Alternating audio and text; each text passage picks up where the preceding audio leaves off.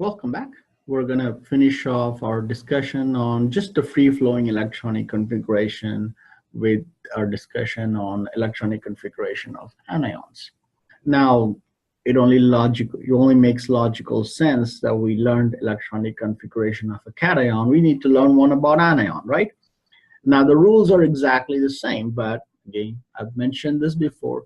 An anion means it's negatively charged and its electrons are gained, right? Electron or electrons are gained. If the element says -1, means you gained 1 electron. If it means -2, then you have 2 electrons gained, and so on. Okay, so again, you add electrons for anion, subtract electrons for cation, right? So O means -2.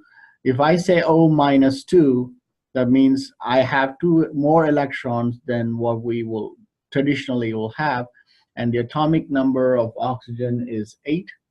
So it's 8 plus 2 is 10 electrons. So this is just a way to represent how things work. Now we're going to do everything the same like we did before.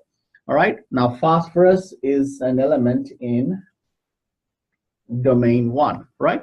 So let's write the sequence first. Irrespective of whether it's domain 1 or 2, you got to write the sequence. You saw that the rules were the same. And phosphorus is an element in the 3p band, so we continue writing until we get to that band, right? Very good. Now we have 10 electrons total, right? Right? So, or you can, write up to 3p, okay? You can first write for the 8. It's really up to you, all right? So you can write for the O, or phosphorus, which is, phosphorus is 15, right?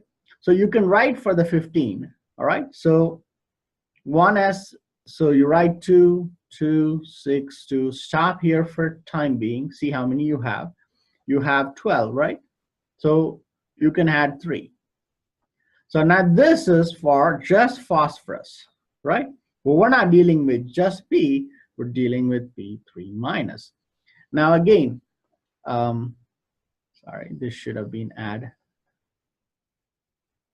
because that was for cation. I guess that's what happens when you copy and paste, okay? That's the deficiency of it. So it's add electrons. So to the furthest most orbital.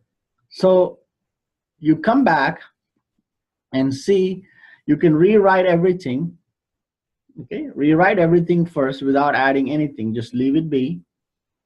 And we can add 3 electrons, right? Where are we going to add it?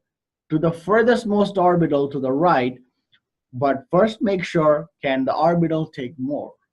Sure you do. Phosphorus, a P can take a maximum of 6 electrons, right?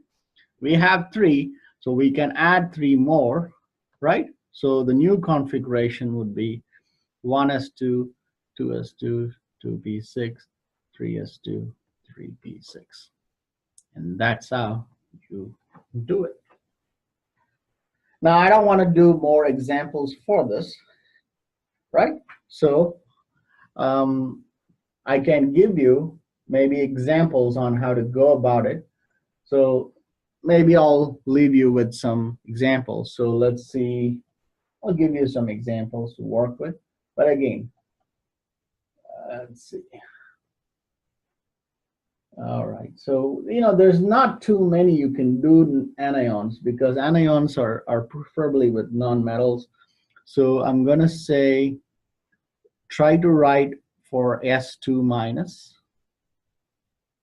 and say N3 minus might work, yeah, N3 minus, I minus. That's 1 minus is minus. And I think that ought to do it. All right, so practice these. And if you have any questions, I'll be able to answer them. I'm not going to work out a solution here. But again, you have at some point needs to try and practice these electronic configurations. All right, so the next time I will see you with electronic configuration in the boxed form, okay? And then we're going to do condensed before moving on to valence orbital. But by the time you get there, I've already set you up with every knowledge you need, so that will be very, very easy. All right? So practice those ones I've given you, and I will see you with another video. Stay tuned.